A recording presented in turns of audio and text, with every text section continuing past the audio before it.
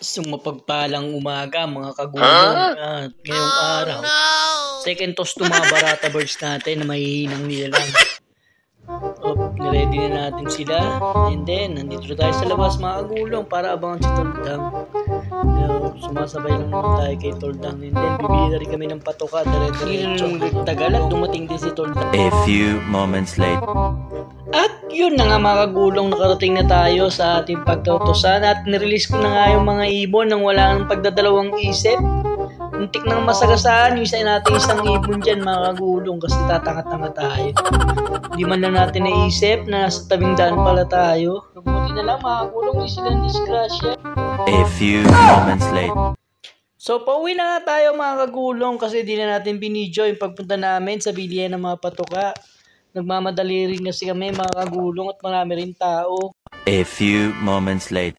And we're back mga kagulong kapatid. Balik na nga pala tayo sa ating bahay. Tayo nang tingnan yung mga ibon natin mahihinang nilalang kung nakauwi nga sila mga kagulong. And the moment of truth. Ayan sila. Meron pa nasa labas at karamihan nasa loob na mga kagulong. And then sitilipin natin sila kung nakauwi nga ba sila lahat mga kagulong. At sa tingin ko naman, ay nakauwi sila lahat. Pero mukhang may kulang mga kagulong. Ating ituntungnan maigi para makita natin kung sino nga yung ating kulang. So naging maayos naman yung ating training yung araw mga kagulong. Yun nga lang, meron tayong dalawang kulang. Isang blue bar, anak ni Pike. At yung isang grizzle natin, nakapatid ng banlon. Na slate yung nandun sa naka-B-perch mga kagulong, no? Mas bata sila yung mga pinakabata sa grupo mga kagulong pero tinalo siya nung Slate. Si Slate nga pala yung nawala sa atin ng almost 10 days mga kagulong pero nakabalik pa sa atin at sinerdi tayo. So yung iba hindi pa pumapasok pero wala talaga dito isang grizzle natin tsaka isang blue bar ni Toldang. Pero maaga pa naman mga kagulong, sigurado naligaw lang yun. At babalik din yun maya-maya pang hapon. Kasi pag di sila bumalik, wala silang steak. May palo pa sila sa puwet kapag hindi sila nakabalik kagad.